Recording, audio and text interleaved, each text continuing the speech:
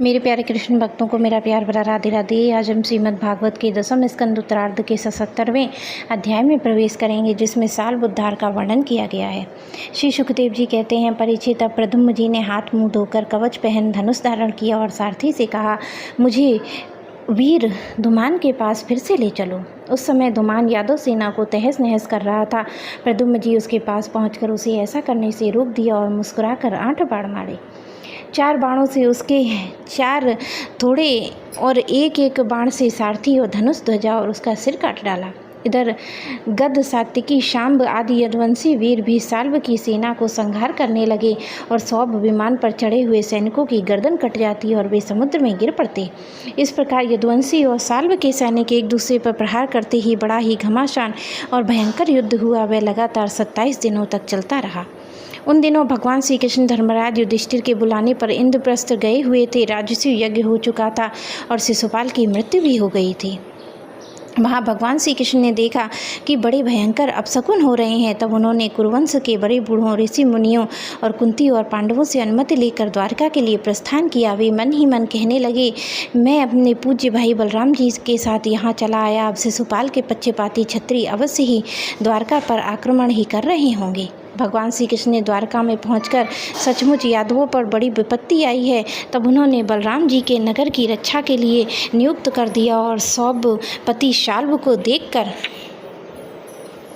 अपने सारथी को दारुक से कहा, दारुक तुम शीघ्र से शीघ्र मेरा रथ साल्व के पास ले चलो। देखो ये साल्व बड़ा मायावी है, तो भी तुम तनिक भी भय न करो। भगवान की ऐसी आज्ञा पाकर दारुक भी रथ पर चढ़ गया और उसे साल्व की ओर ले गया। भगवान की रथ की ध्वजा गरुड़ चिन्ह से चिन्हित थी। उसे देखकर यदुवंशियों और साल्व की सेना ने लोगों ने युद्ध भूमि में प्रवेश करते ही भगवान को पहचान लिया। परीक्षित, तब तक साल्व की सारी सेना प्रायः नष्ट हो चुकी थी। भगवान श्री कृष्ण को देखते ही उसने अपने सारथी पर एक बहुत बड़ी शक्ति चलाई। वह शक्ति बड़ा भयंकर शब्द करती हुई आकाश में वेग से चल रही थी और बड़े लूके के समान जान पड़ती थी। उसके प्रकाश से दिशाएं चमक उठी थीं। उसे सारथी की ओर आते देख भगवान ने अपने बाणों से उसके सैकड़ों टुकड़े कर दिए। इसके बाद उन्होंने शाल्व को 16 बाण मारे और उसके विमानों को, जो आकाश में घूम रहा था, असंख्य बाणों से चलनी कर दिया। ठीक वैसे ही जैसे सूर्य अपनी किरणों से आकाश को भर देता है, साल्व ने भगवान श्री कृष्ण की बाएं भुजा में, जिसमें शंख धनुष शोभामान था, बाण मारा। इससे शंख धनुष भगवान के हाथ से छूटकर गिर पड़ा और एक अद्भुत घटना घट गई। जो लोग आकाश या पृथ्वी से यह युद्ध देख रहे थे, वे बड़े जोर से हाय हाय पुकार उठे। तब साल्व ने गरज कर भगवान श्री कृष्ण से कहा, मूढ़, तूने हम लोगों को देखते ही देखते हमारे भाई सखा शिशुपाल की पत्नी को हर ले गया, तथा भरी सभा में जबकि हमारा मित्र शिशुपाल असावधान था, तूने उसे मार डाला। मैं जानता हूँ कि तू अपने को अजय मानता है। यदि मेरे सामने ठहर गया तो मैं आज तुझे अपने तीखे बाणों से वहाँ पहुँचा दूंगा जहाँ से फिर कोई लौट कर नहीं आता। भगवान श्री कृष्ण ने कहा, रे मंद, तू वृथा ही बहक रहा है। तुझे पता नहीं है कि तेरे सिर पर मौत सवार है। सूरवीर व्यर्थ की बकवाद नहीं करते हैं, वे अपनी वीरता ही दिखलाया करते हैं। इस प्रकार भगवान श्री कृष्ण ने क्रोधित हो अपनी अत्यंत वेगवती भयंकर गदा से साल्व के जत्रु स्थान पर प्रहार किया और इससे वह खून उगलता हुआ कांपने लगा। इधर जब गदा भगवान के पास लौट आई, तब साल्व अंतर्ध्यान हो गया। इसके बाद 2 घड़ी बीतते ही एक मनुष्य ने भगवान के पास आकर पहुंचकर उनको सिर झुकाकर प्रणाम किया और वह रोता हुआ बोला, मुझे आपकी माता देवकी जी ने भेजा है। उन्होंने कहा है कि अपने पिता के प्रति अत्यंत प्रेम रखने वाले महाभाऊ श्री कृष्ण साल्व तुम्हारे पिता को उस प्रकार बांध कर ले गया है, जैसे कोई कसाई पशु को बांध कर ले जाए। यह प्रिय समाचार सुनकर भगवान श्री कृष्ण मनुष्य से बन गए और उनके मुँह पर कुछ उदासी सी छा गई। वे साधारण पुरुष के समान अत्यंत करुणा और स्नेह से कहने लगे, अहो मेरे भाई बलराम जी तो देवता और असुर कोई नहीं जीत सकता है। वे सदा सर्वदा सावधान रहते हैं। साल्व का बल पौरुष तो अत्यंत अल्प है, फिर भी इससे उन्हें कैसे जीत लिया, कैसे मेरे पिताजी को बांध कर ले गया। सचमुच प्रारब्ध बहुत बलवान है। भगवान श्री कृष्ण इस प्रकार कह ही रहे थे कि शाल्व वासुदेव जी के समान एक माया रचित मनुष्य को लेकर वहां आ पहुंचा और श्री कृष्ण से कहने लगा, मूर्ख, देख तो यही है तुझे पैदा करने वाला तेरा बाप, जिसके लिए तू जी रहा है। देख देख, तेरे देखते ही देखते मैं इसका काम तमाम करता हूँ, कुछ बल पारस हो तो इसे बचा ले।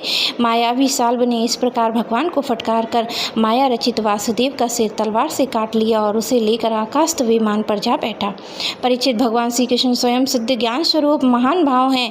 यह घटना देखकर 2 घड़ी के लिए स्वजन वासुदेव जी के प्रति अत्यंत प्रेम होने के कारण साधारण पुरुष के समान शोक में डूब गए, परंतु फिर वे जान गए कि ये साल्व की फैलाई हुई आसुरी माया है जो उसे मैं दानव ने बतलाई थी। भगवान श्री कृष्ण ने युद्ध भूमि में सचेत होकर देखा, ना वहाँ दूत है ना पिता, वह शरीर जैसे स्वप्न में एक दृश्य दिखकर लुप्त हो गया। उधर देखा तो साल्व विमान पर चढ़कर आकाश में विचर रहा है, तब वे उसका वध करने के लिए उद्यत हो गए। प्रिय परीक्षित, इस प्रकार बात पूर्वा का विचार न करने वाले कोई ऋषि कहते हैं, अवश्य ही वे इस बात को भूल जाते हैं कि श्री कृष्ण के संबंध में ऐसा कहना उनके वचनों के विपरीत है। कहाँ ज्ञानियों में रहने वाले शोक, मोह, स्नेह और भय, कहाँ वे परिपूर्ण भगवान श्री कृष्ण जिनका ज्ञान विज्ञान ऐश्वर्य से अखंडित है, एक रस है। बड़े बड़े ऋषि मुनि भगवान के श्री कृष्ण के चरण कमलों की सेवा करके आत्मविद्या का भली भांति संपादन करते हैं और उनके द्वारा शरीर आदि आत्मबुद्धि अनादि अज्ञान को मिटा डालते हैं तथा आत्म संबंधी अनंत ऐश्वर्य को प्राप्त करते हैं। उन संतों के परम गति स्वरूप भगवान श्री कृष्ण से भला मोह कैसे हो सकता है। अब साल्व भगवान श्री कृष्ण पर बड़े उत्साह वेग से शस्त्रों की वर्षा करने लगा। अमोघ शक्ति भगवान श्री कृष्ण ने अपने बाणों से साल्व को घायल कर दिया, उसके कवच धनुष सिर की मणि को छिन्न भिन्न कर दिया, साथ ही गदा की चोट से उसके विमान को भी जर्जर कर दिया। परीक्षित, भगवान श्री कृष्ण के हाथों से चलाई हुई गदा से विमान चूर चूर होकर समुद्र में गिर पड़ा और गिरने से पहले साल्व के हाथ से गदा लेकर धरती पर कूद भी गया और सावधान होकर बड़े वेग से भगवान श्री कृष्ण की ओर झपटा।